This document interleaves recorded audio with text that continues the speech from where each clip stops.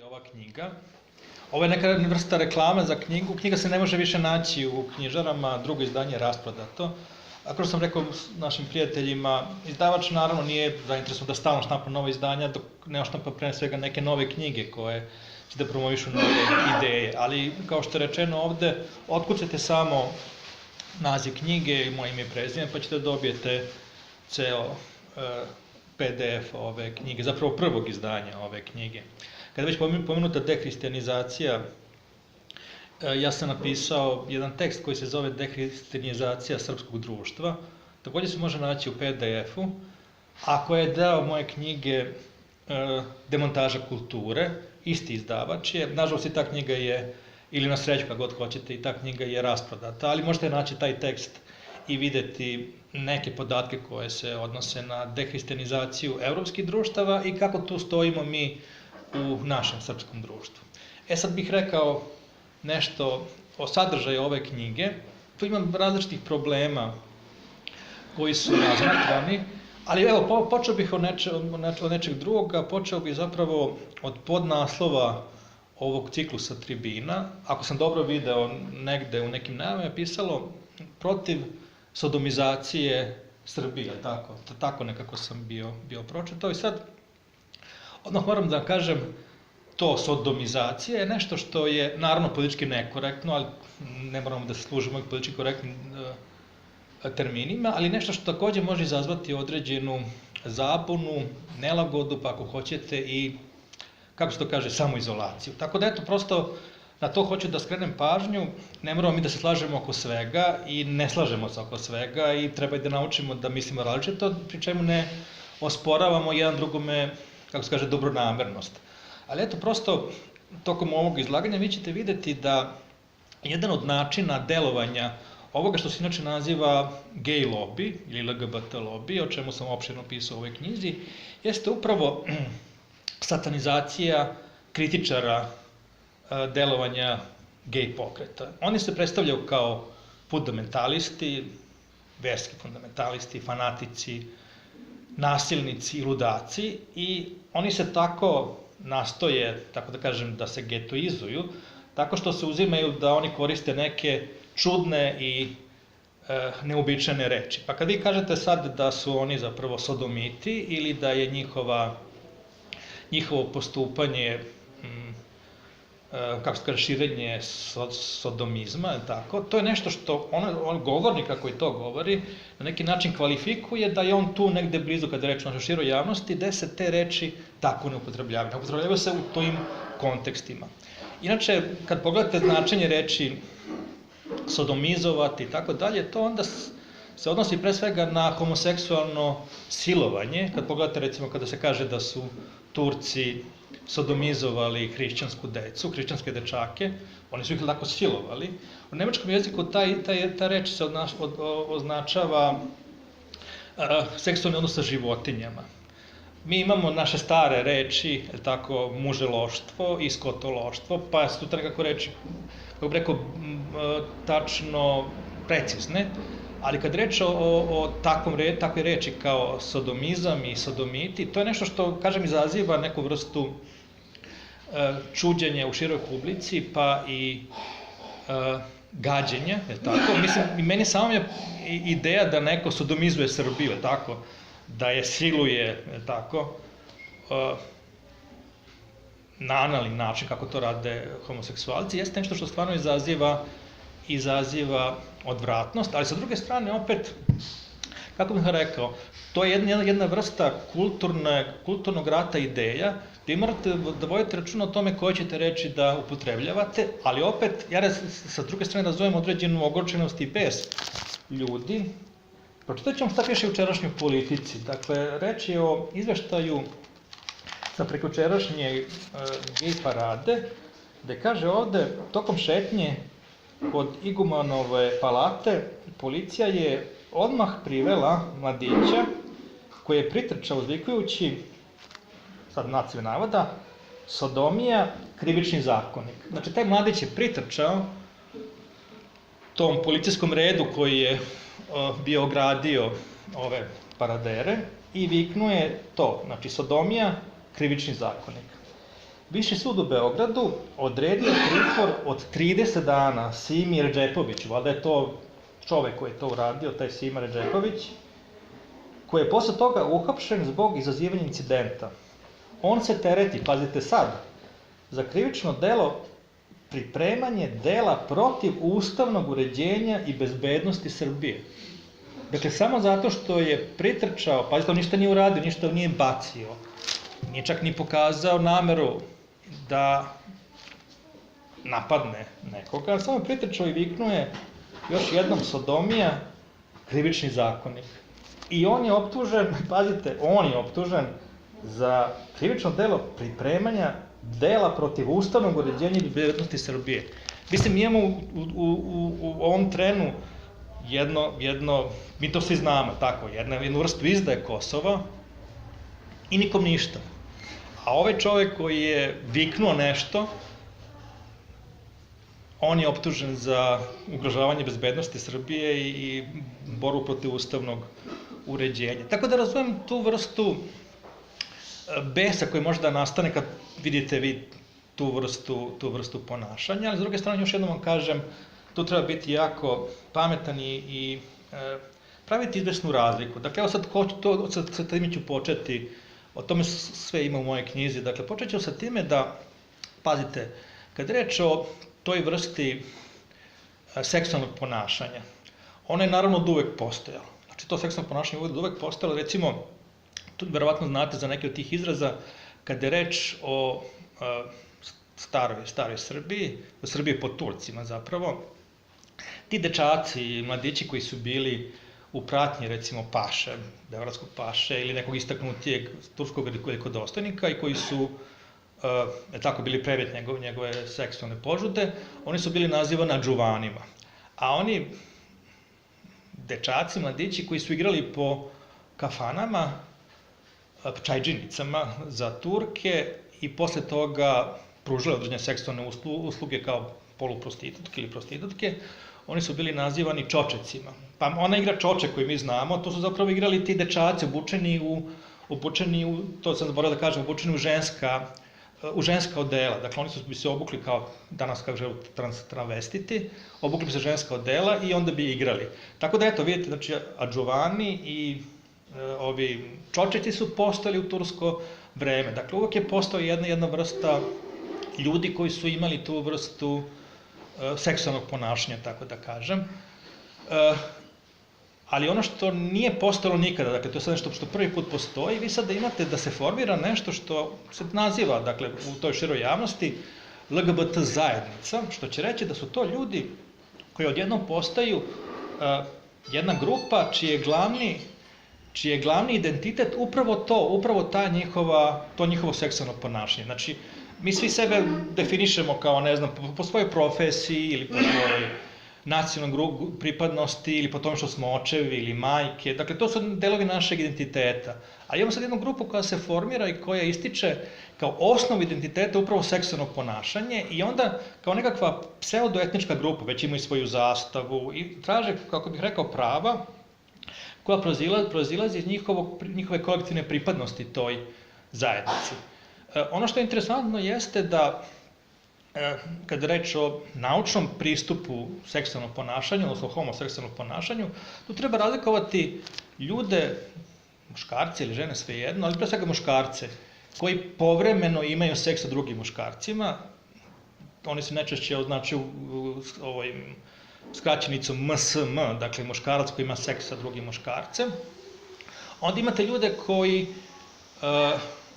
žive, recimo, sa nekim drugim muškarcem, ali oni nisu nužno pripadnici te LGBT zajednice. Oni čak imaju otklon prema tome i smatraju da je to nešto što zapravo vređa njihovu, ako bih rekao, muškost ili identitet. Ja sam i ovde naveo neke kritike od sad jednog dela ljudi koji pišu pod pseudonimom, takođe kažu da su homoseksualci. Oni kažu ovako, pa čekajte, šta je to, kakav je to pokret koji hoće da se muškarci međusobno venčavaju. Evo, recimo, taj neki Raimondo, koga ja tu ovde citiram, on kaže, recimo su Ahil i Patroklo imali tu mušku vezu, ali kaže, zar su oni hteli da se venčaju, da jedan drugome daju prsten, se obuku kao mladoženje, da traže da usvajaju decu.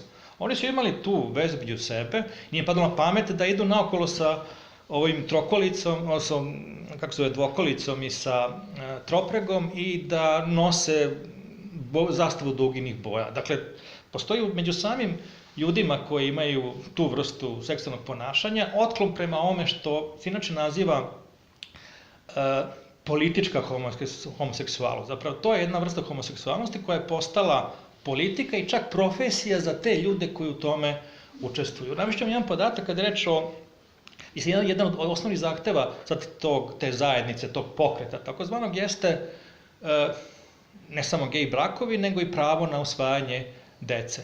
I sad kad pogledate, to je njima jako važno, oni stalno pričaju o tome, a kad pogledate statističke podatke, vi ćete vidjeti da tamo da je dozvoljeno da se sklapaju takvi brakovi, da je tako, recimo u Švedskoj, samo 3% homoseksualaca sklapa brak. Znači, vidite koliko je to manjina u odnosu na njih same, ali naravno to je vrlo važno kad je reč o tom simboličkoj borbi, ako hoćete, simboličkom ratu. Sad ću da kažem nešto o osnovnim delovima ove knjige, o tom o čemu sam tu pisao. Prvi deo se odnosi na gej lobby.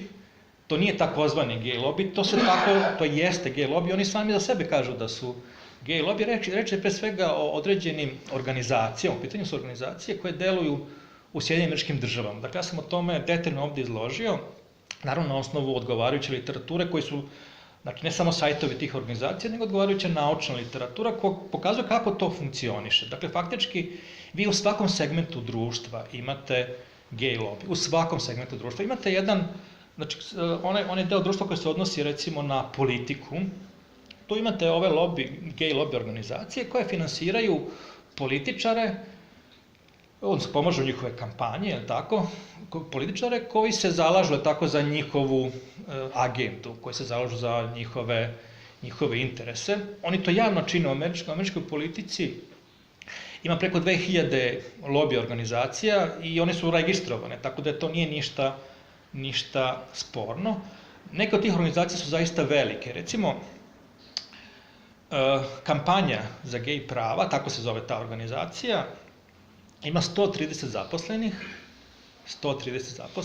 i budžet te organizacije je $36 miliona godišnje. Sad zamislite koliko je to novca. Samo jedna organizacija koja deluje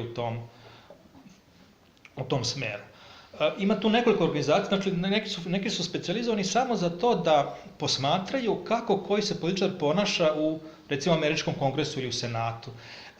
Vi znate da tamo se biraju ljudi, a ne stranke, iako zapravo stranke vode kampanju i onda kad je reč o glasanju, za svakoga političara imate kako je glasao po svakom zakonu. To možda ne bi loše ni da kod nas postoji, pa da tačno znamo kako je ko glasao po imenu i prezimenu. Tamo se tačno zna i onda te organizacije prave listu gay-friendly senatora ili kongresmena i ovi koji su takozvani homofobni. I takva lista se pravi ne samo za senatore, političare i tako dalje, nego se pravi i za medije, koji su gej prijateljski mediji, koji su oni koji su neprijateljski i pravi se naravno za javne ličnosti, pre svega ličnosti koje nastupaju u velikim medijima. Dakle, to su jedan deo tih organizacija usmerene pre svega na politiku. Te organizacije postoje svuda, postoje recimo u Demokratskoj stranci, postoje u Republikanskoj stranci. Postoje organizacija koja deluje u samom kongresu, dakle gej lobby koja deluje u samom kongresu, odnosno u samom senatu. U njemu su zajedno i predstavnici ove demokratske i republikanske stranke.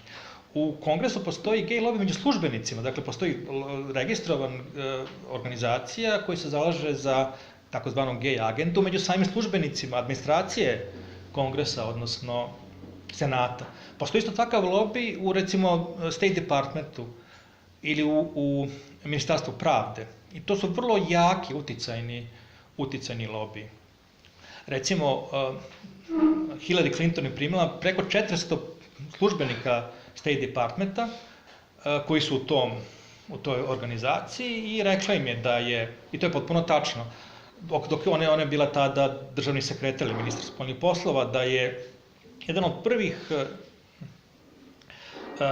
zadataka američke diplomatije upravo to afirmisanje afirmisanje takozvanih gej prava i to jeste, o tome sam vrlo detaljno pisao u knjizi, to jeste način na koji se vrši, među ostalog, pritisak na manje države i na druge države.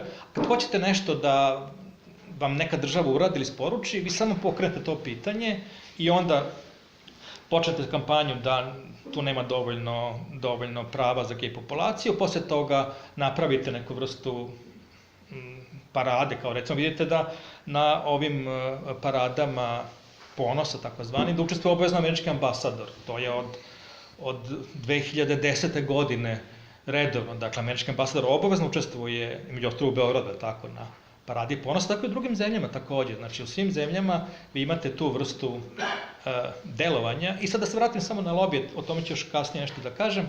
Kad recimo reč o Ministarstvu pravde, postavite pitanje šta će gej lobby u Ministarstvu pravde, ali pazite, oni se sad trude da među osobljem u Ministarstvu pravde, među ostalog, jako mogu da utiču i na sastav sudija, da bude odgovarajuća zastupljenost, srazmerna zastupljenost takozvane LGBT populacije. Dakle, došli smo već do nečega što liči na kvote. Znači, kao što danas imamo kada je u pitanju Srbija postojanje takozvanih ružičastih ili ženskih kvota, tako i tu već se nameću neka vrsta kvote kada je reč o američkoj administraciji, pa sad, pošto oni smatraju da, to je njihova trenutna procena, da je 10% populacije, iako moram da kažem, po naučnim traživanjima ne više od 3% populacije ima tu vrstu ponašanja, što neće reći da su oni svi članovi LGBT zajednice, nego prosto, među ostalog, se na taj način i seksualno ponašaju. Onda oni traže da 10% pripadnika, u ovom slučaju Ministarstva pravde, budu upravo homoseksualci. Dakle, to je među ostalog. Onda recimo, kad reč o novinama, odnosno medijima, imate posebne lobije, znači svi oni imaju te velike budžete, mnogo zaposlenih. Imate, dakle, lobije koje posmatraju kako se mediji ponašaju, koje reči upotrebljavaju. Pa ako bi neki medij upotrebio slučajno ovu reč koju sam govorio na početku, on bi odmah bio stavljen u homofobne medije i taj medij bi bio ostrakizovan. Sad ću da vam navedem primer jedne, to je takođe detaljno ovde opisano, ona je doktorirala fiziologiju, zaista je stručna osoba, Lore Schlesinger. Doktorirala je fiziologiju, onda je uzela licencu, položila ispite iz kako se kaže, psihoterapije i onda je napravila jednu radio emisiju gde je razgovarala sa ljudima. Ta radio emisija je bila jako popularna, postala je jako popularna i čak je dobila emisiju na najslušanijoj radio stanici u Americi. Dakle, ona je bila jako popularna, njena emisija je bila popularna i ta radio stanica je bila vrlo slušana. I u sledećem koraku jedna televizijska stanica sa nacionalnom frekvencom, CBS, je angažovao Loru Schlesinger da sad takvu istu emisiju napravi na televiziji, preko CBS-a. I sad, to je dalo veliku mogućnost da ona svoje ideje raširi dalje. I tad se upalio signal, crveni signal za ovo što nazivamo LGBT lobby. I šta su oni uradili? Pazite, znači svaka emisija je prekidana reklamama. Oni su organizovali masovno slanje pisama tim kompanijama koje su se reklamirale u njenoj emisiji.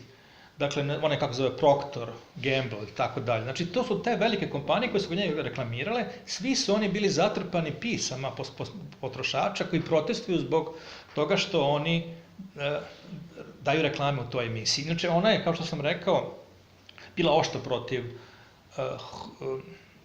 tog prava takozvanih homoseksualaca, takozvanog prava homoseksualaca da usvajaju decu i da sklapaju brakove, je tako? I zato je došla na zao glas kod tog lobija i to se izvršilo tako što u sledećem koraku su se svi ovi oglašivači koji inače reklamiraju na CBS-u povukli iz njene emisije, a onda su oni vršili pritisak na te oglašivače da ne daju reklame i uopšte toj celoj televizijskoj kući dok se ta emisija ne ukine. I ta emisija na kraju i ukinuta. Dakle, tako to funkcioniše. Opisao sam takođe ono delovanje i one slučajeve koji pokazuju taj pritisak koji se dešava u određenim sferama društva na one koji pokažu drugačije mišljenje u odnosu na to mišljenje koje je uspostavljeno u političkoj eliti, koja dominira zapravo u političkoj eliti, medijskoj eliti, akademskoj eliti i sudskoj eliti, kada je reč o Americi. Recimo, naveo sam primer jednog upravnika pozorišta u Kaliforniji, muzičkog pozorišta u Kaliforniji. On je bio umetnički direktor, tu je radio 26 godina sa velikim uspehom, ali ovdje u Kaliforniji je organizovan referendum da se u Ustavu Kalifornije jasno napiše da je brak institucija koja postoji između muškarca i žene. I sad, pazite, on je dao $1000 donacije za tu akciju da se Ustav Kalifornije promeni na taj način, dakle da se brak bude definisan kao brak između muškarca i žene. I sad opet ste imali akciju tog lobija koja se završila tako što je prvo on je proglašen homofobom, rasistom koji tako pomaže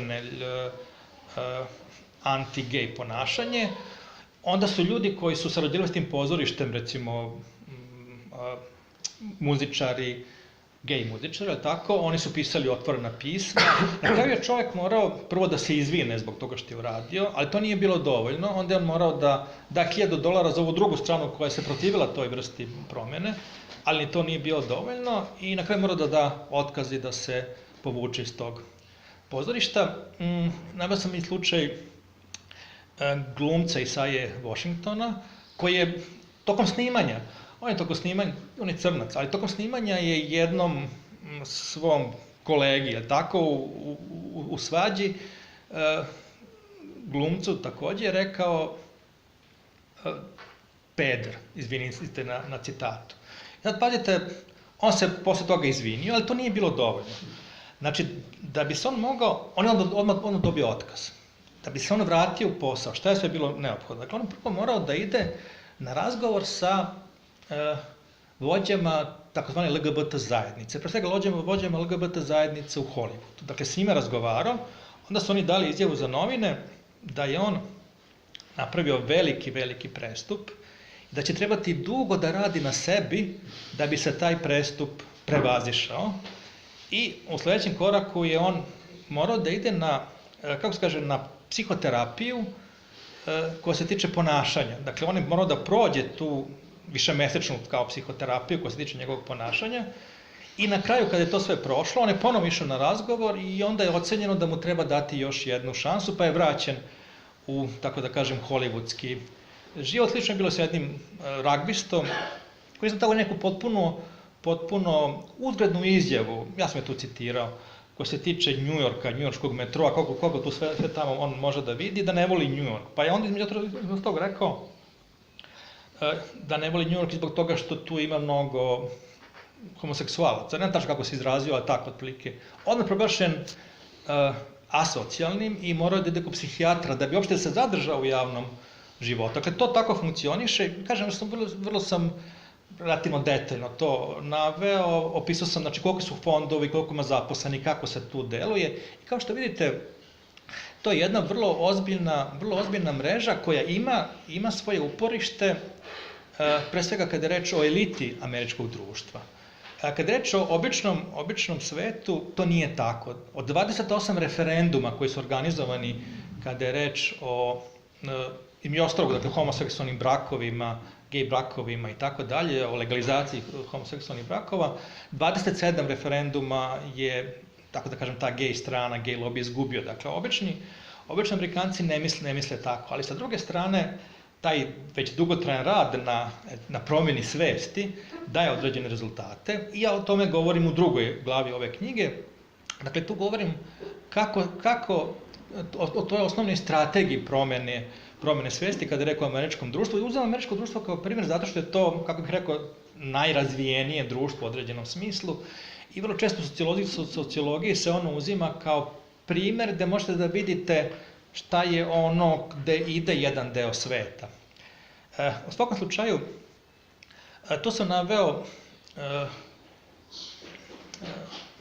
dve stvari koje su značajne, koje ću sad ovde vama reći, ukratko koliko mogu. Prva stvar jeste da, kada je reč o homoseksualnom pokretu ili gej pokretu, on u samom početku, dakle govorimo o 60. i 70. godinama, kraj 60. i početak 70. godinama, on je bio vrlo radikalan u smislu da je zapravo želeo ne samo ovo što danas želi LGBT pokret, takozvana prava, nego je on zapravo želeo da promeni celo društvo, da oslobodi celo društvo i da se celo društvo ponaša kao što se oni ponašaju i kao što oni vole zapravo da postoje ti odnosi. Što će reći da recimo postoje ti različiti i mnoge relacije, tako mi smo to nazvali promiskuitetnim ponašanjem, da ne postoje čvrste porodice, da je društvo okrenuto neka porodica nego ka pojedincu i tako dalje. I oni su između ostalog i imali neke od tih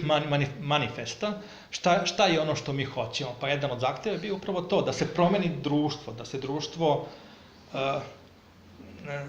suštinski promeni i da izgleda drugačije. Znači, ne postoje ove porodice sa mužem i sa ženom, postoje drugačiji tip porodica. Onda 72. godine oni su malo shvatili da su to suviše radikalni zahtevi i da ne mogu biti prihvaćeni za takvim zahtevima i 72. godine izašao jedan manifest tih gej organizacija gde su oni naveli svoje zahteve. Jedan od tih zahteva jeste odobrenje da se u školama može izlagati njihov pogled na svet. Drugi zahtev jeste omogućavanje da stupaju u brakove i da usvajaju decu.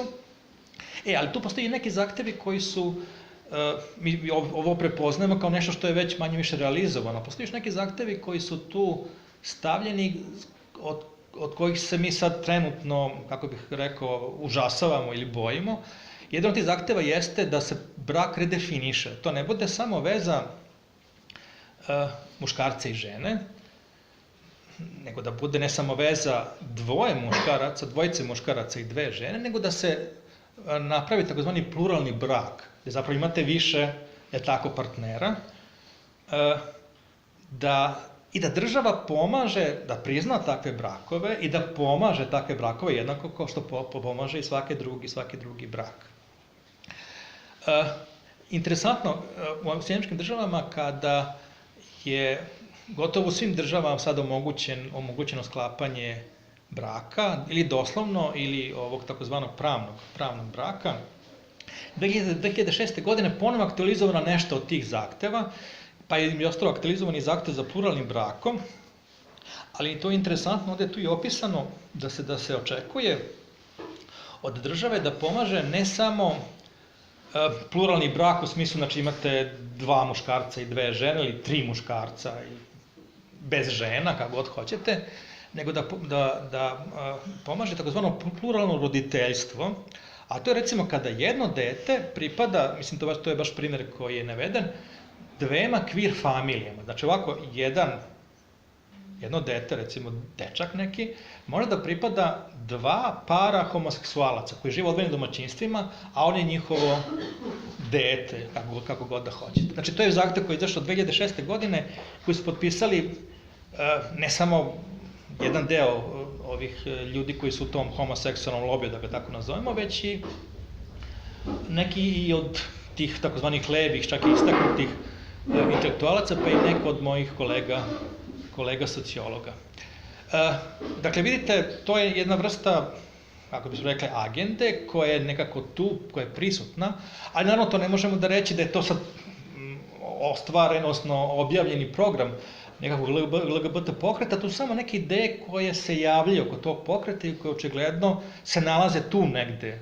Ali za sada njihovi zvanični zahtevi jesu upravo omogućavanje da se realizuje takozvana taj plan ljudskih prava, da se ostvare ljudska prava, a ljudska prava se odnose pre svega na pravo na stupanje u brak i pravo na usvajanje dece. Dakle, to je ono što je sada glavni zahtev, to je ono što je sada na stolu. U tom smislu ja u ovoj drugoj glavi navodim jednu knjigu koja je izašla 1989. godine u kojoj dvojica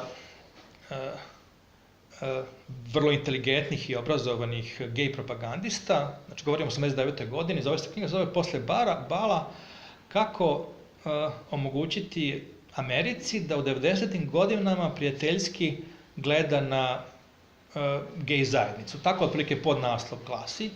Ovi autori, znači, vrlo marketinški, potpuno, kako bih rekao, tačno, legitimno, marketinški, objašnjavaju kako bi zapravo trebalo uticati na američko društvo da prihvati, tako da kažemo, gej priču ili gej ideologiju, kako god hoćete. I oni tu daju vrlo precizne savete. Jer pazite, još tokom 70. godina 80% Amerikanaca je smatralo da su svaka vrsta homoseksualnih odnosa je neprihvatljiva. Dakle, ta svest američkog društva je morala da se promeni. I oni su tu napisali otprilike te glavne savete kako bi to trebalo da se uradi. To bi trebalo se uradi po njima u 3 koraka. Prvi korak jeste... Prvi korak bi trebalo da bude opuštanje, drugi korak bi trebalo da bude otupljavanje i treći korak bi trebalo da bude preokretanje. Dakle, u ovom prvom koraku vi zapravo treba da kažete, da sugerišete ljudima, da sugerišete publici da to nije ništa strašno i da to što, kad je reč o homoseksualnosti, pa čak i u javnom ispoljavanju homoseksualnosti, da je to nešto što je zapravo ne ugrožava nikoga, što je normalno i što je u redu. I u tom smislu ovi autori savjetuju, Kirk i Metzen, savjetuju da se pre svega koristi Hollywood, kaže naš gej Hollywood će u tome da nam savršeno pomogne, pogotovo kada je reč o ovim televizijskim emisijama, dakle televizijskim emisijama i filmovima, gde kaže oni, homoseksualci treba da budu prikazani kao naše komšije. Dakle, nikako ne treba prikazivati ono što stvarno čini život homoseksualaca, a jedan homoseksualac je sam napisao da nema srećnog čoveka među homoseksualcima. Naravno, ovo je sad tumačeno to na različite načine. Jedan od načina tumačenja jeste da oni nisu srećni zato što nisu prihvaćeni. Kada bi bili prihvaćeni, oni bi bili srećni.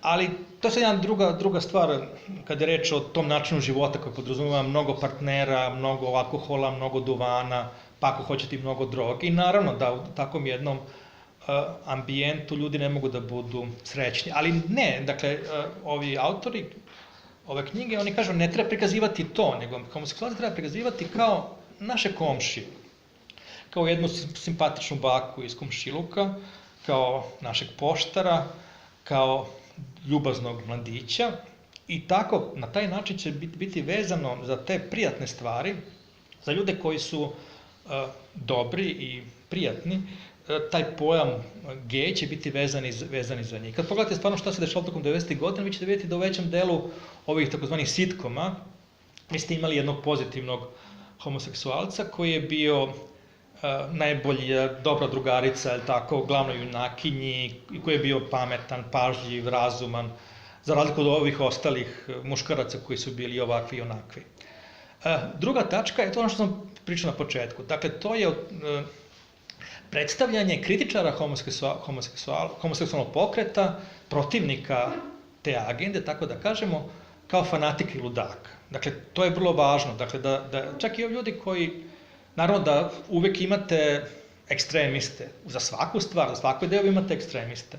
Ali ovdje je zapravo ideja da se ekstremizam proširi na sve koji se protive tome. Pa da čak i oni ljudi koji su pristojni, umereni, ali koji smatraju da brak nije, da je brak pre svega institucija za muškarca i za ženu, a ne za dvojicu muškaraca sa dve žene, da se čak i oni prikažu kao ekstremisti, fundamentalisti i fašisti.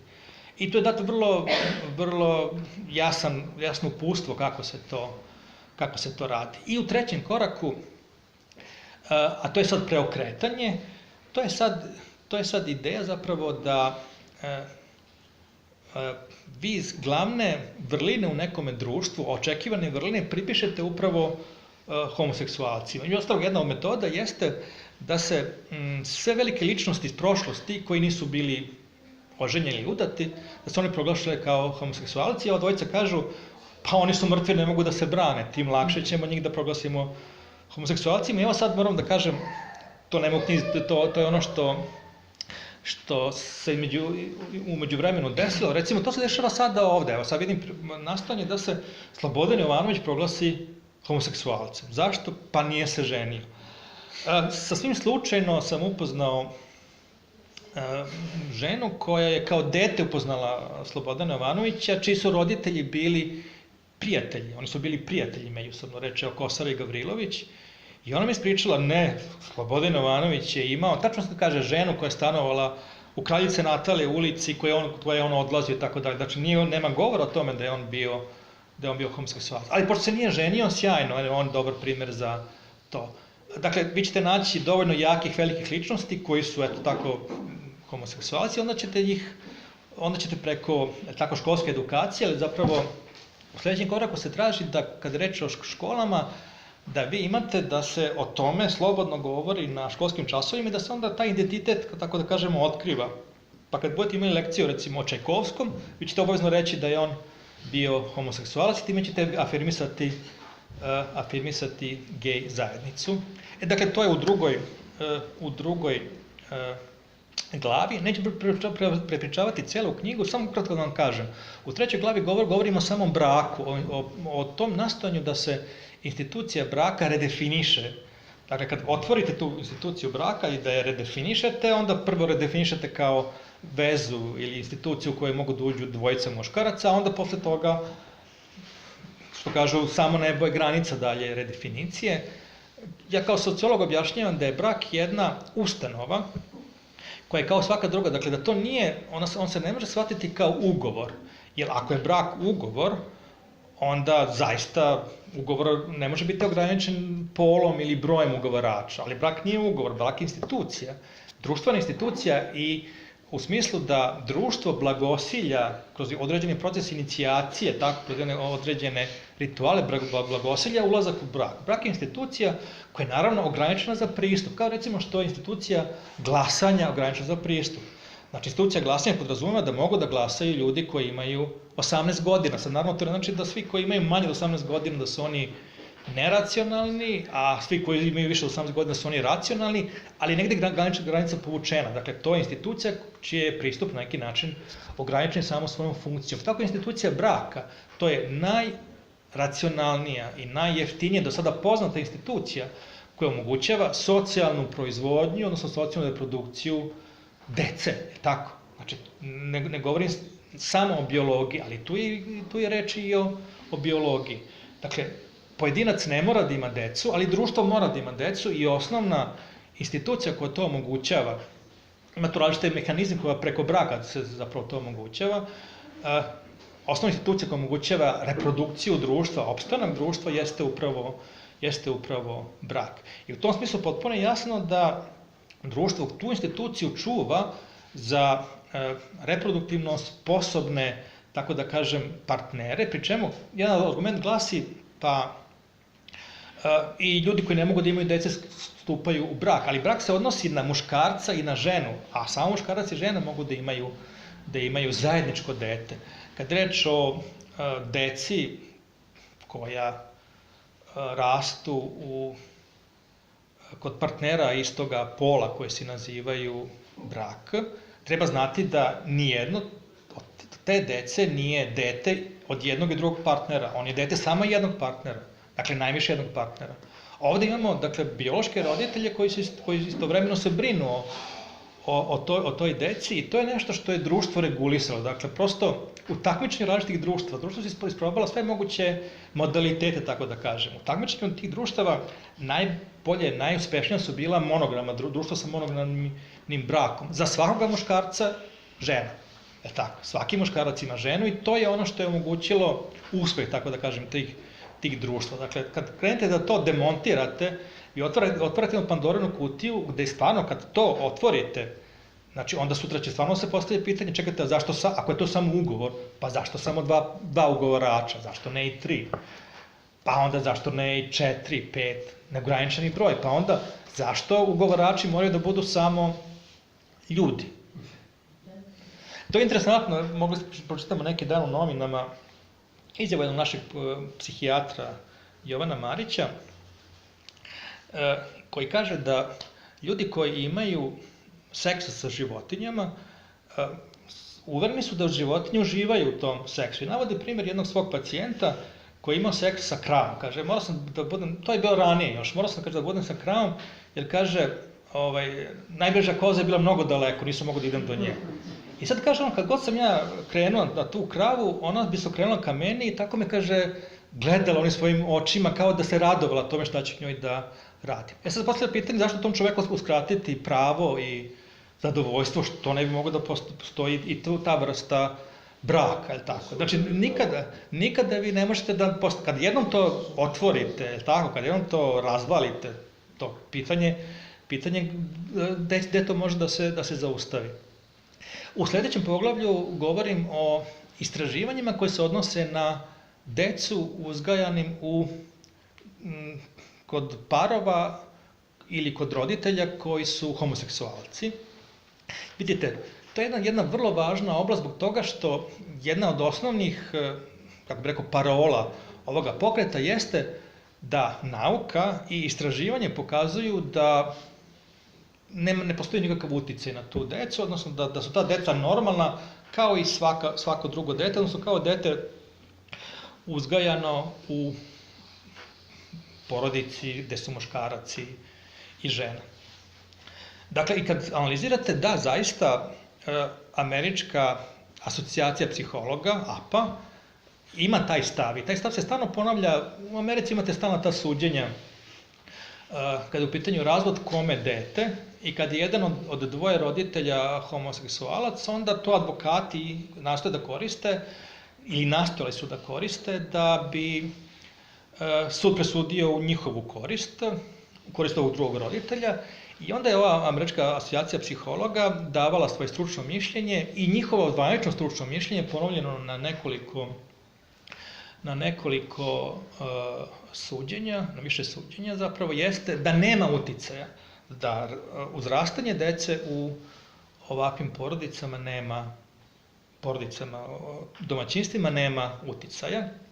Sad ja izlažem, dakle, tu i ta istraživanja i tumačenje tih istraživanja i tu se jasno vidite, postoji nešto što se naziva politika istine i režim istine, pa je mi ostalo to postoji u nauci. I to politika istine i režim istine najčešće diktiraju velika stručna udruženja.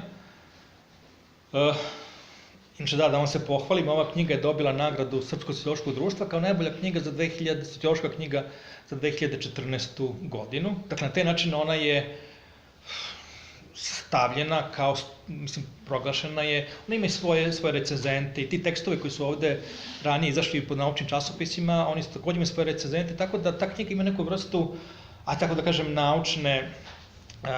naučnog oreola, ali pazite ovo kad vam Američka psihološka asocijacija tako nešto kaže, onda to zaista zvuči kao naučno mišljenje i ja objašnjavam ovde kako je do toga došlo, znači tu politiku takozvane istine i šta zapravo kažu istraživanja i navodim istraživače koji ponovo prolaze kroz ta istraživanja, kroz načina koji se vrše na ta istraživanja i koje pokazuju dve stvari. S jedne strane, da za ta istraživanja nisu dovoljno relevantna i dovoljno naučna. Počeo od toga ko ih je sprovodio, znači, da li su sprovodili istraživači koji su bili zainteresovani za jednu vrstu rezultata, do toga ko je tumačio te rezultate, da li su ih tumačili pre svega oni koji su bili zainteresovani za tačno određen način tumačenja i onda, recimo, jedno takozvano sekundarna analiza podataka, gde vi, dakle, više istraživanja ponovo analizirate te podatke, a koje je uradila jedna američka sociološkinja koja se preziva Bablic.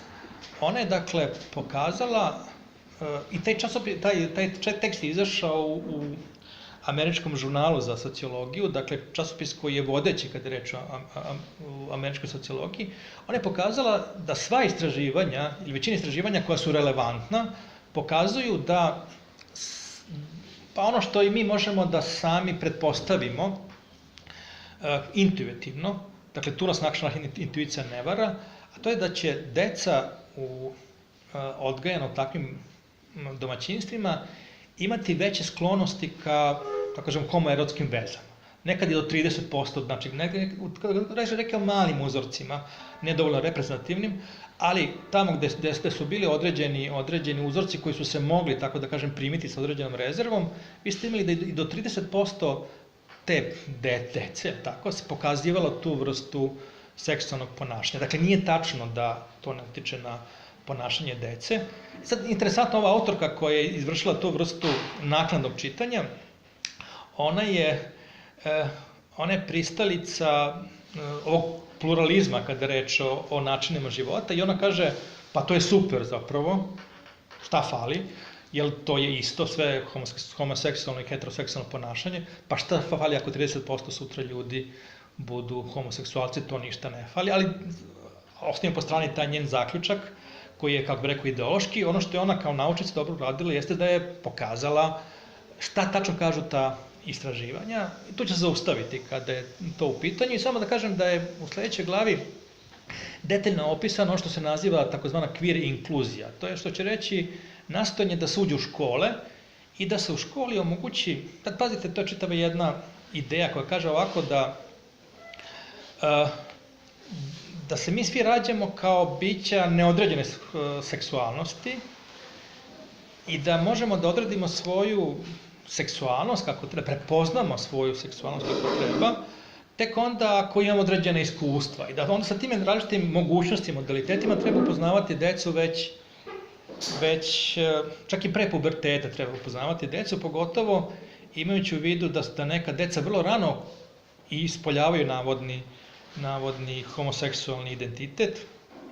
To je dakle čitava jedna politika koja je vezana za ulazak u škole, za stvaranje tih programa takozvanog seksualnog obrazovanja. Ja sam to vrlo detaljno objasnio ovde i naveo sam slučajeve roditelja koji su vodili sudske sporove nastojeći da sačuvaju svoju decu od toga ili da spreče svoju decu da budu zahvaćena tom vrstom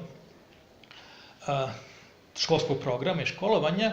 Ti slučaje pokazuju da pojedinačni roditelji faktički ne mogu ništa. Kad oni tuže, oni uglavnom izgube te slučajeve, ali ako se roditelji organizuju u smislu da vrše uticaj na školsku upravu, pa čak i na čitav školski okrug, oni mogu da zaustave tu vrstu, tako da kažem,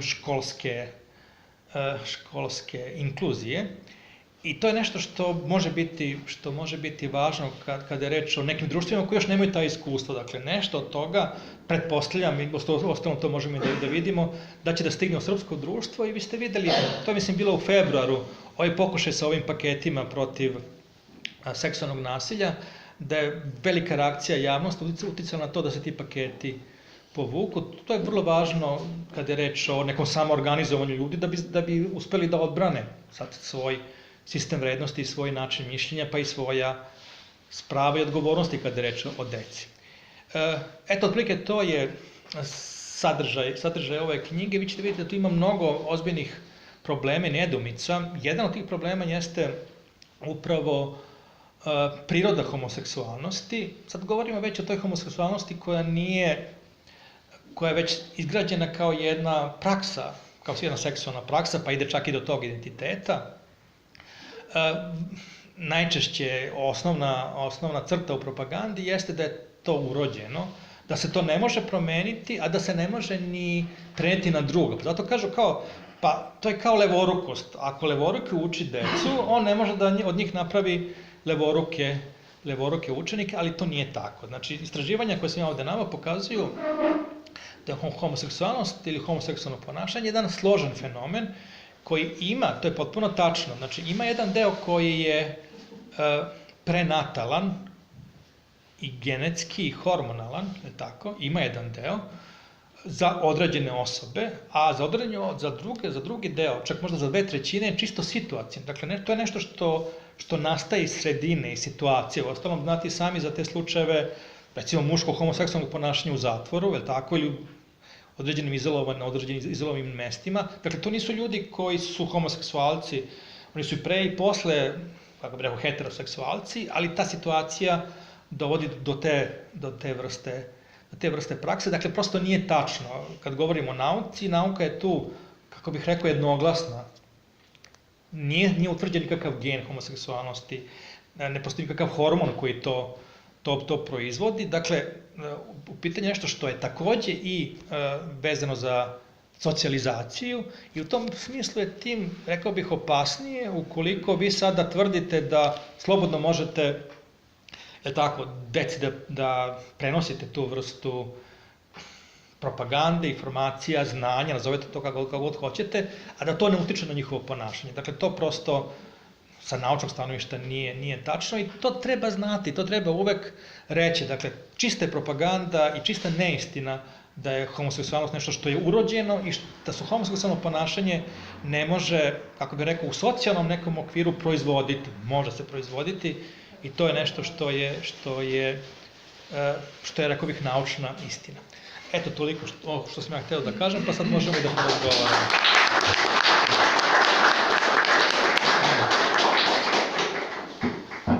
Zahvaljujem se profesoru Antoniću na ovako sadržajnom i intelektualno izazovnom predavanju. I pošto na našim majicama postoji jedna reč koju je profesor Antonić pomenuo na početku svog izlaganja sa argumentima koje je vrlo uverljivo predstavio, ja bih molio da naš brat Ranko Gojković postavi jednu drugačiju tezu po pitanju pojma sodomija. I mi smo imali prilike da već pre toga razgovaramo na našim sastancima i smatram da će odgovor, možda i ako profesor bude nešto dodao ponovo, na to biti vrlo inspirativan za naše dalje razmišljanje, a i dalje delovanje u aktivnostima Porodičnog sabora. Izvoli, brate Ranko. Da, hvala Ljubiša, hvala profesore na divnom predavanju. Eto, ja sam pre par dana je bukvalno izašao i moj tekst sa tim nazivom na Fondu strateške kulture, sodomizacija srpskog društva i mi smo imali upravo jednu prilikom pripremanja Nedelje porodičnih vrednosti, jednu raspravu o tome kako će se ta reč prihvatiti.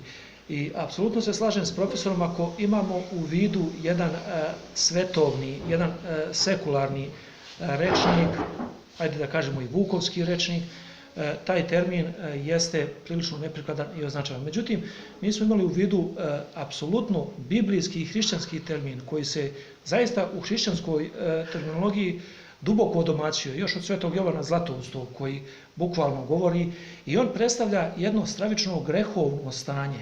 Znači on predstavlja skup svih tih grehova za koje ste vi dali ta divna srpska imena i muželoštvo i skotološtvo, kompletan jedan sistem u tom gradu Sodomu i Gomori koji je Gospod spržio i evo nekoliko hiljada godina u tom mrtvom moru nema života i nekoliko hiljada godina na obalama njegovim ne može jedna travka da poraste, jer je Gospod hteo u tom svom starozavetnom tekstu da pokaže kakva je to mrzost pred Bogom bila koju su sprovodili stanovnici Sodoma i Gomore.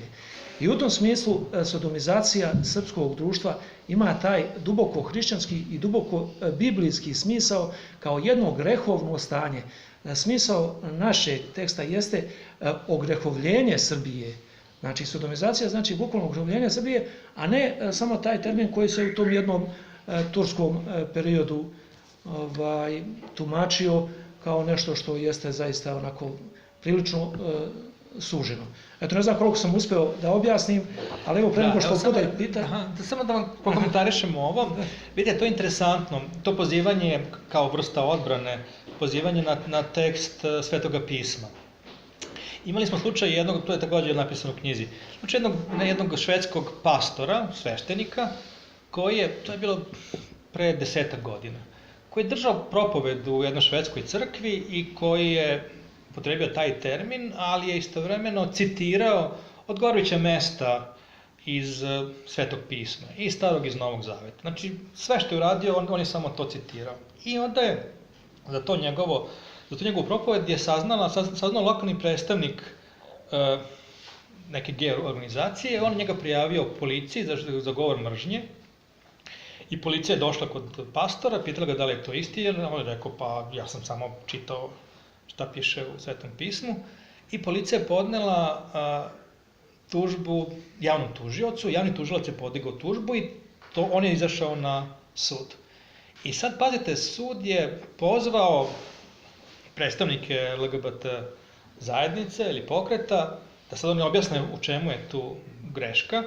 I oni su rekli ovako, reč o tome da je pastor citirao pogrešan prevod Svetog pisma. Jer postoje korektni prevodi Svetog pisma koji znači, uopšte na taj način te rečenice potpuno drugačije glase. Znači, samo da nema tog izraza, i mislim, pazite, tog izraza i nema. Sodomiti i nekoga sodomizovati, toga, koliko sam ja pročitao u literaturi, toga nema. Znači, stvarno taj izraz ne postoji u Svetom pismu. Ali postoje jasne rečenice koje osuđuju homoseksualno ponašanje, to su vrlo jasne rečenice. Vidim, pazite, oni su rekli, a ne, kaže, to je pogrešan prevod, ovo je pravi prevod, doneli su prevod da je to potpuno drugačije zvuči. I sad, pazite, ovaj sud, taj niži sud koji je sudio, on je prihvatio mišljenje LGBT zajednici i osudio je ovog sveštenika, sad borio se na koliko meseci zatvora. On se žalio Vrhovnom sudu Švedske i Vrhovni sud ga je oslobodio sa obrazloženjem da sad ne može sud ulazi u to koji je prevod korektan, a koji nije. Dakle, prosto treba da imate u vidu i tu vrstu informacije kada se pozivate na taj argument. Naravno, hvala profesor, pa prosto ja čini mi se već i vidim nekoga od nas pred nekim suđenjem kako se stvari u Srbiji kreću, ali ne postoji izraz sodomizam, zaista ne postoji u samom biblijskom tekstu, ali postoji u mnoštvu svetotačke literature. Evo da još jednom ponovim, konkretno sam ja i citirao bukvalno tu reč sodomija Svetog Jovana Zlatoustog u svom tekstu, pa i naši svetitelji Vladika Nikolaj i Justin Popović često upravo taj izraz koriste. Znači, svetotačka literatura apsolutno veoma često taj izraz pominje i u tom smislu taj izraz se jeste u toj jednoj hrišćanskoj terminologiji zaista odomaćio. A sam biblijski tekst spominje Sodom i Gomor, govori o grehovnosti, ali sam reč sodomija u samoj Bibliji nema, u biblijskom tekstu. Ali ima, prepuna je svetotačka literatura. Nego da ne dužimo više o tome, evo, dok vi smišljate pitanje, ja sam nadam se neko pitanje biti profesoru Antoniću, jedna uobičajena, ovo mi dajemo svim predavačima, mislim, to nije ništa, majica će stići ako Bog da, pa ćemo naknadno uručiti. Sinoć smo profesorki Ljilji uručili i majicu našu, prosto kao jedna mala uspomena i blagodarnost porodičnog sabora. Hvala vam. Dozvolite sad da prokomentarišem još i ovo, dakle, to su moja ipak skromna znanja kad je reč o različitom odnosu prema toj vrsti, ako hoćete, ljudskog ponašanja, grehovnosti, kad je reč o istočnom i zapadnom hrišćanstvu, kako god da prihvatite uslovno ili neuslovno te reči. Dakle, pazite, u zapadnom hrišćanstvu od 13. veka ljudi koji bi bili uhvaćeni ili na koji bi bili posumnjano da su imali homoseksualni odnos, oni su kažnjavani smrću, oni su javno spaljivani. Imate nekoliko, kako se kaže, ilustracija, vinjeta, koji su nastali stvarno javnim spaljivanjem tih ljudi.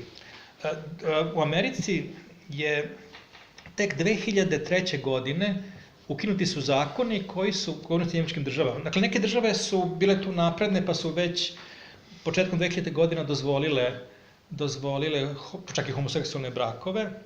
Neke su još uvek u svojim zakonima imale kažnjavanje sodomije, sodomizma.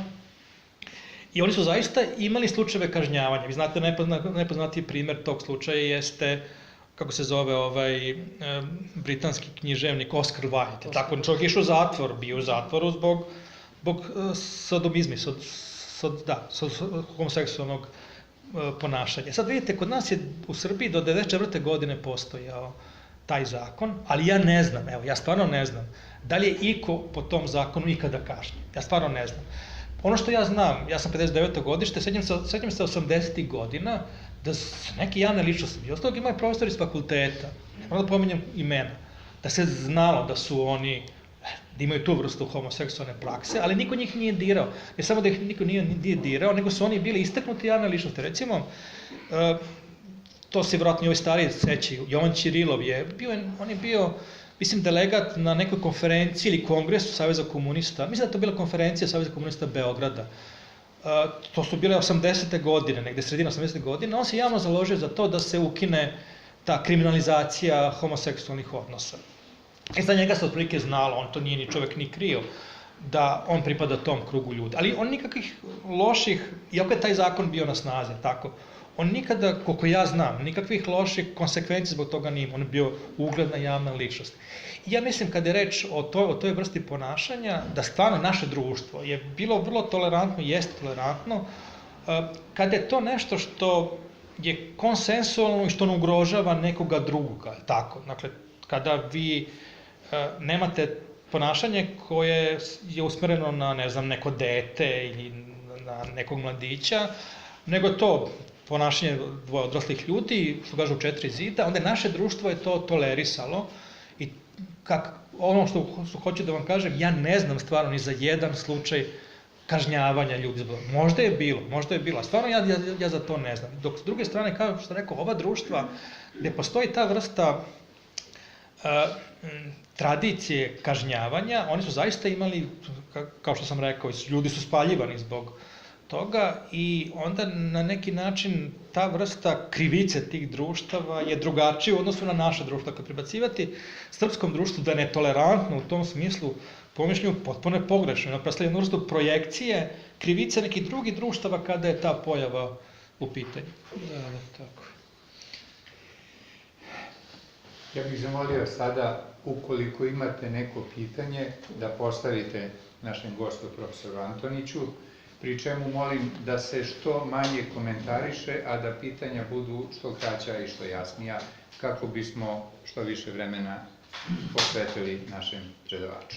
Izvolite. Mene zanima, pošto ste pomenuli da je samo 3% kompletnog društva, kažem, na toj drugoj strani. Ima tu vrstu sklonosti. Normalne i tako dalje, što mi se, da kažem, čini veoma malo. Pa je moje pitanje, kako vi tumačite ili kako da shvatimo, da kažem, sada tako odsustvo reakcije, odnosno ugroženost sada nas, 97% u odnosu na tih 3% i da kažem njihovu tu posebnu politiku, način obraćanja i koji ste opisali u knjizi i tako dalje, ponašanja na političkoj sceni. Da, razume se pitanje. Kako se to dogodilo jednostavno da sada mi praktično smo u manjini, izgleda kao da smo mi tih 3%, a ne ovih 97%. I kako sada da mi praktično treba da mislimo da kao ovaj švedski pastor, da li ćemo da nešto citiramo površnih Svetog pisma ili da se takve neke manipulacije događaju, to je fenomen svoje vrste u meni.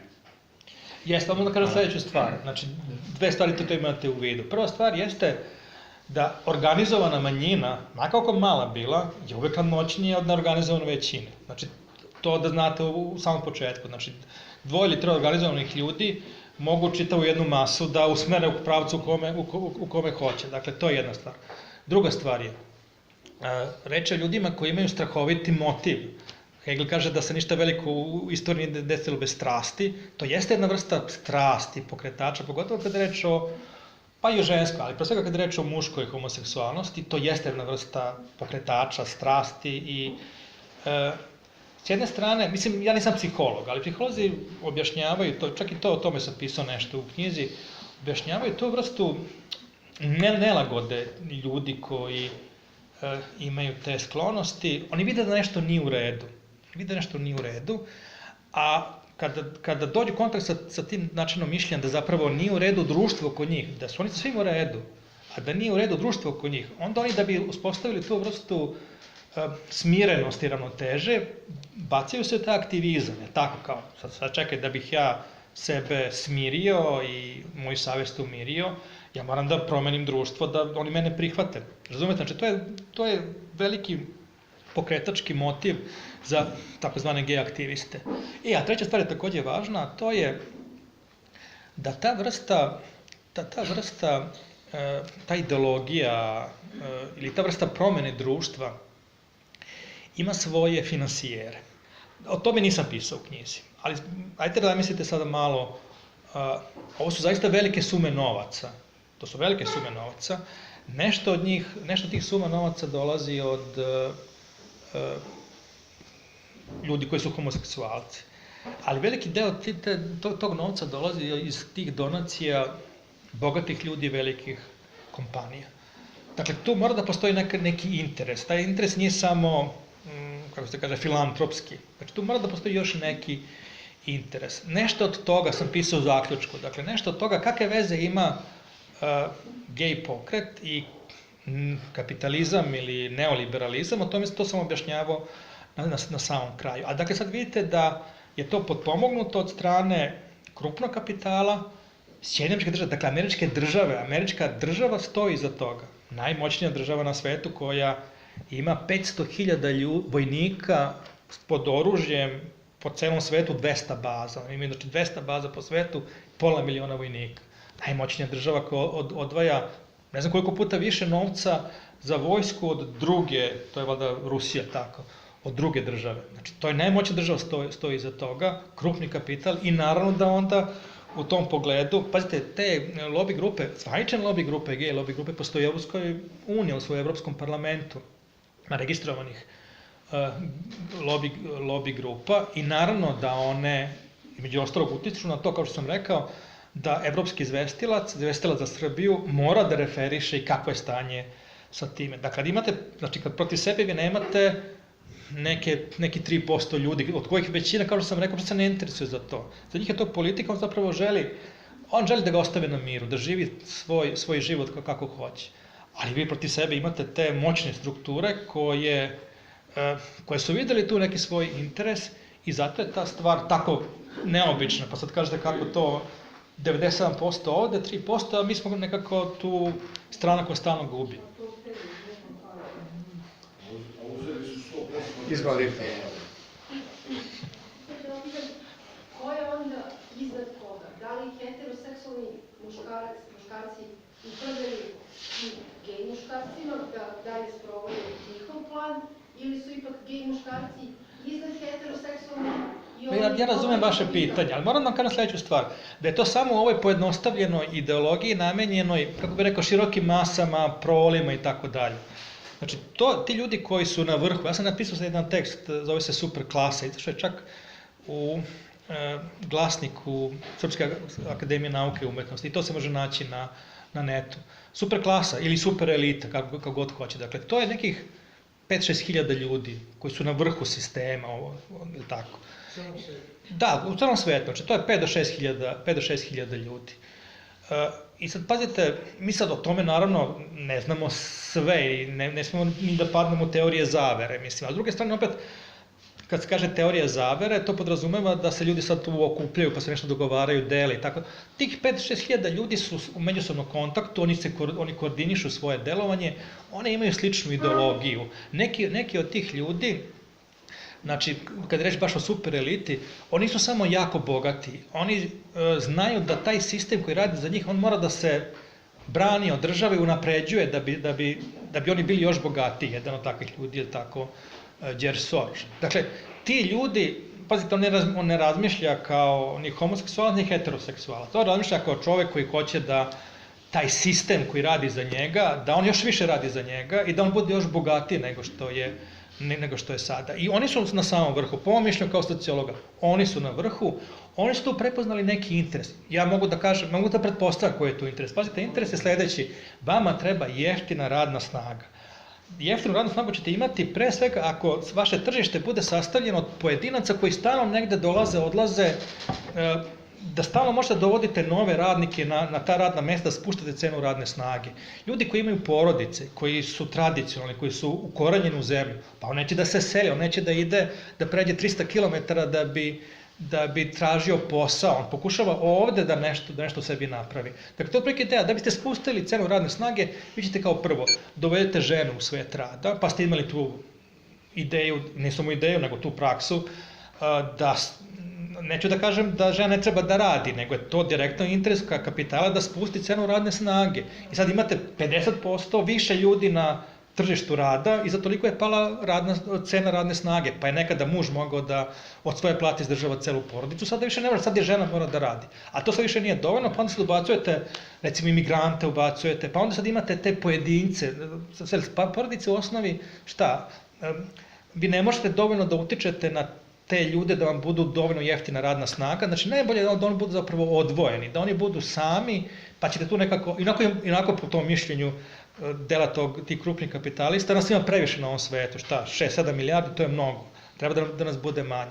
Ja mislim da je to neka njihova ideja, ali kažem, to je sad samo, kako bih rekao, neko nagađanje, nemamo nikakva dokumenta koja bi to potvrđivala, ali kad pomislite kome je interes, ko ima interes za to, onda vam to izgleda prilično logično. Ali kao što sam rekao, ograđujem se tako, ja iznosim to mišljenje, ali kažem, ono nije naučno potvrđeno, pa to je sad samo jedna vrsta radne hipoteze, ne nešto što je nalaz.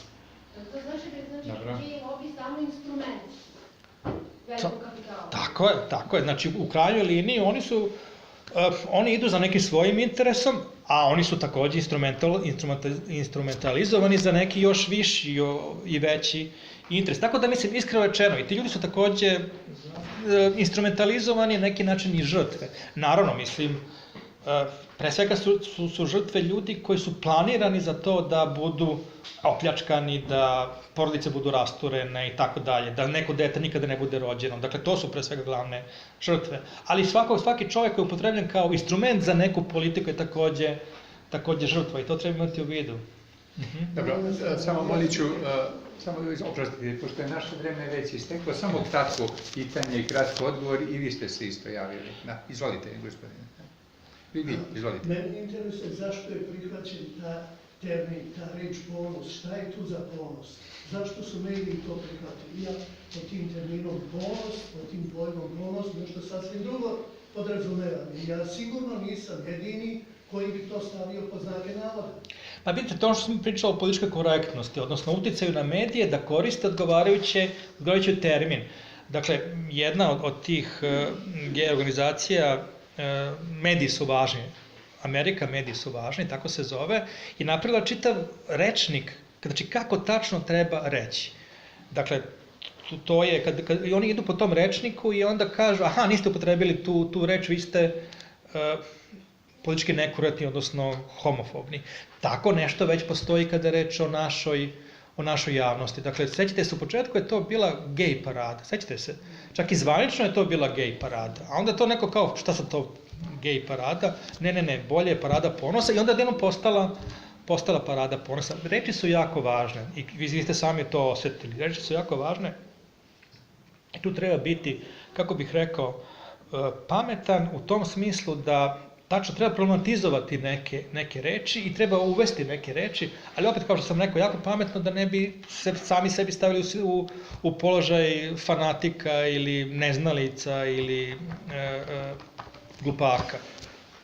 Hvala, izvolite. 1991. godine u kodifikaciji bolesti Ujedinjenih nacija pod brojem E649 bio označen homoseksualizam. Kao definicija je korišćena definicija američkog lekarskog društva trostepena u kojoj se u drugom stepenu kaže to je čovek koji ima beznadežni osjećaj prljavosti posle obavljenog čina. To je odjedanput iz kodifikacije bolesti izbrisano i puj pike niko ne važi. Mi možemo osuđivati američko društvo ili postaviti pitanje, ali šta se desilo sa ostatkom sveta da su oni to prihvatili kao da se ništa nije desilo? Pa isto tako kao što postoji lobby. U Americi takođe, za jedan jedini glas i u američkom psihološkom društvu je došlo do preglasavanja. Ne, psihijatrijskom, prvo psihijatrijskom, pa posle psihološkom. Da, psihijatrijskom i tamo u tom udruženju američkih psihijatara najozloglašeniji likovi su bili dr. Charles Biber i Irving, zaboravio sam ime. Udruženje američkih psihijatara homoseksualaca za njih piše oni su nam jedini odvratni od žena. To otvorno. Zato što svake godine kad organizuju kongres u jednom hotelu u Vašingtonu, njih se čekuju bivši pacijenti svojim dijagnozama izlečim, kažem ja sad imam 5 dece, ja sam život, taj užasni život i tako dalje, dođite kod Charlesa Bibera da vas izleči.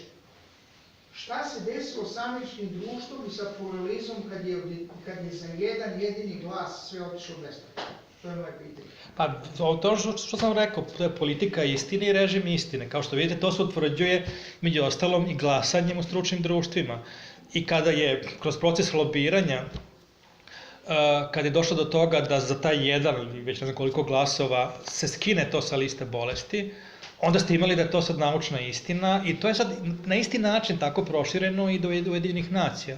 Ujedinjene nacije su donele nekoliko, mi dalje imamo taj pojam Ujedinjenih nacija koji nam je ostao, bar moja generacija, koji nam je ostao iz doba druga Tita, kao to je nešto sad divno, veliko, važno i tako dalje. To je takođe jedna superstruktura, transnacionalna superstruktura, gde se takođe lobira, potkupljuje, potplaćuje i na kraju zapravo imate da neki od tih dokumenata koje su pod kapom Ujedinjenih nacija donete su takođe racionalne, tako da kažem, bezumne, tako. I vi ste sad tu pomenuli nešto od toga, možete da navede još nešto. Dakle, to je ta priča o tome kako organizovana manjina, dobro finansirana, dobro motivisana, može da uradi gotovo sve kada je reč o društvu koje nema dovoljno iskustava sa tom vrstom delovanja. Pa eto, u tom smislu i ova naša večerašnja priča bi trebalo da nas sve zajedno nešto nauči. Evo kratko, izvolite. Vezani kako li priča, odnosno predstavljaći o promenama našeg ustava. Postoji mogućnost, odnosno opasnost da neko napadne nakon da izvrši promenu u osnovi. Jeste, znači u našem ustavu je brak definisan kao zajednica muškarca i žene. To je onako, kako bi rekao, urađeno u posljednji čas. I tada je bilo glasova koji su rekli ne treba uopšte ograničavati ne samo pol partnera, nego i broj partnera. Ali srećom nije to prošlo, nego je prošlo ovo. I sada, dakle, kad se menja ustav, to sad sve zavisi šta se proceni da može. Ja mislim sad, kad govorimo o tome šta je sad trenutno u Srbiji na stolu, u pitanju je to pravno partnerstvo, dakle ne pravi brak, nego pravno partnerstvo u smislu ugovora, građanskog ugovora koji potpisuju dva partnera homoseksualna, dvojice muškaraca ili dve žene. To će biti za sad samo partnerstvo u smislu da oni neće imati pravo da usvajaju decu i da budu pravi, kako bih rekao, ona prava koja proizilazi iz braka neće biti vezana za tu vrstu građanske zajednice, tako. Sad, zato što Ustav brani to, znači mora se promeniti to u Ustavu da bi se omogućilo da se ovde promeni institucija braka. Zato je tu Zato je Ustav vrlo, mislim, ta tačka Ustava je vrlo važna. Sad, naravno, potpuno sa pravom je sva naša pažnja usmerena na ovaj deo koji se odnosi na Kosovo. Ali naravno zbog toga ne treba zaboraviti te druge vrlo važne stvari, među ostalog i ne znam, zaboravio sam koji je to tačno član koji jasno kaže da je brak zajednice muškarca i žena, to treba obratiti pažnju. Može, ali molim vas, isteklo je vreme, samo što kraće. Izvolite. Htio bih nešto, ja se izvinjam, samo izvolite. Bez obzira na sve ovo jako važno pitanje i drago mi je da je na ovakav način i profesor učestvovao u ovom, a i vi takođe sa ovom celom akcijom, mislim da treba i u udruženju da se više grupišu da bi mogli da deluju na taj način i pitanje je za profesora kako se, da možemo reći, kako se boriti dalje. Pa evo, sami ste rekli. Znači, to je borba različitih udruženja. Mislim, treba znati, to je kao u fudbalu. Ne možete svi ići na jednu loptu, na istu loptu. Znači, treba se rasporediti po terenu. Treba se rasporediti po terenu i, kako bih rekao, svako igra svoju igru i postiže golove. Dakle, pazite, udruženja roditelja su vrlo bitna. Udruženja roditelja su bitna. Ljudi su osetljivi kada su u pitanju njihova, potpuno sa pravom, naravno, kada su u pitanju njihova deca. I to je važno, znači udruženja roditelja, udruženja ljudi koji se bore među za ćirilicu i tako, znači to su različite udruženja, različitih tipova, oni mogu da koordinišu svoje akcije i da budu nosioci određenih akcija da će ih ostali slediti. Tako, znači kad reč, ne znam, o ćirilici, onda ovi ostale organizacije slede tu organizaciju. Kad reč o sprečavanju i uvođenju takozvanih seksualnog obrazovanja, onda ostali slede roditeljske organizacije. I to je način na koji se može nekako društvo samoorganizovati. Nažalost, pazite, mi plaćamo porez za državu, koja onda te naše resurse koristi upravo u svrhe koji su protiv naroda, protiv društva koji čine. Da razumete? Znači, ne samo da koriste strane resurse, oni koriste naše resurse da bi radili nešto protiv interesa i volje društva, naroda. I to je ono što je strašno. Ja dam odgovor na pitanje koje ste mi postavili, da li je neko odgovarao. Ja sam, znači, s imenom i prezimenom 70. godina bio 48 sati priveden u MUP, jer smo mi edukovali smo momke ispred Kasine, nas 70-orica, edukovali smo ih sa pesnicama i određeno je 48 sati pritvora, međutim, pokojni Cerić, inspektor u 29. novembru, nas je pustio ujutru, rekao je, momci, samo nastavite dalje, ali odredite i negde dole ka parku. Ne, to nije primjer za ovo što sam ja rekao. Izvolite još vi i završavamo. Da li ste vašim istraživanjima došli do podataka o pripadnosti homoseksualaca određenim verama? Verama? Da. Pa nisam našao, moram da kažem da nisam našao takve podatke, sad da to zavisi od... Mislim, pazite, to zavisi, kao što sam rekao, naravno da zavisi i od socijalnog okruženja, da neka društva ili neke sredine to razumeju u nekoj meri, je tako? A neke osuđuju u potpunosti. Dakle, postoji ta vrsta razlike, ali sad da postoje neke podaci koji su baš vezani za veru, moram priznati da to nisam. A ne znam nešto tačno mislite, ali... Nekako mi je interesantno zato što mi smo nekako to navikli i naučili da nam to dolazi otprilike sa istoka. A u stvari u savremenom društvu nam sve to dolazi sa zapada. Znamo da otprilike možda protestantizam se najviše razvija u Americi.